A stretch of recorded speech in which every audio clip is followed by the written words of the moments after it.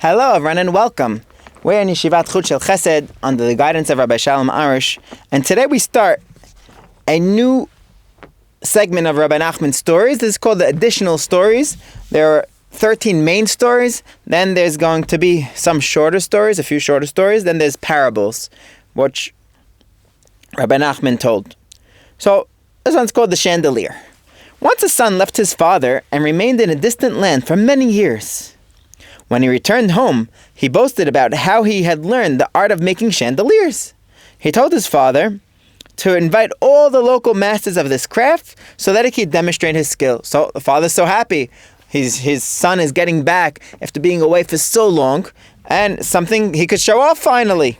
His father invited all the masters of the craft to see the skill that his son had learned during the time he was away. However, when the son took out a lamp that he had made, they all realized that it was very ugly. The father later went to them and asked them to tell him the truth. Since they had no choice but to tell the truth, they told him that, sorry to tell you, but your son's lamp was ugly. Later the son boasted to his father, "Didn't you see the wisdom of my craft?" The father replied that the other craftsmen considered it to be very inferior work. "You were away for so long." The son replied, "They have it backwards. Through this lamp I have demonstrated my skill. I have shown each one of them his shortcomings. In this lamp, I included the shortcomings of all the local masters of this art. You did not realize that one considered one part ugly, but another part very well made. The next one, however, considered the first part beautiful and wonderful, while for him the second part was poorly made. This is true of all of them. When one considers what one considers bad is good to another, and vice versa. I made this lamp out of shortcomings and nothing else. Why? To demonstrate to all of them that they do not have perfection. Each one has a shortcoming, since what is beautiful to one is deficient to the next. But if I want to, I can make a perfect lamp."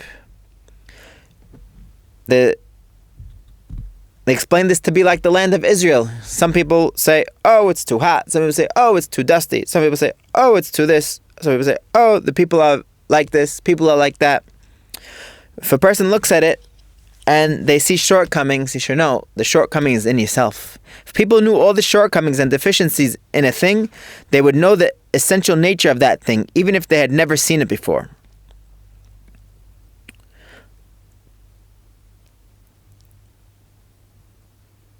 So, Rabbi Nachman says in the Pasuk, "Great are God's deeds, no man resembles another." Adam had every human form in the world. Moreover, the Hebrew word for the word man, Adam, includes all these forms. So you have Adam. If a person looks at Adam, it could have looked like each and every one of us, because he included mankind.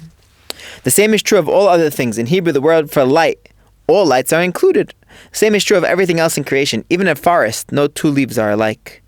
Rabbi Nachman spoke about this concept at length. He then said, there are types of wisdom exist, that a person could live with such wisdom without eating or drinking. He then spoke at length at this awesome concept.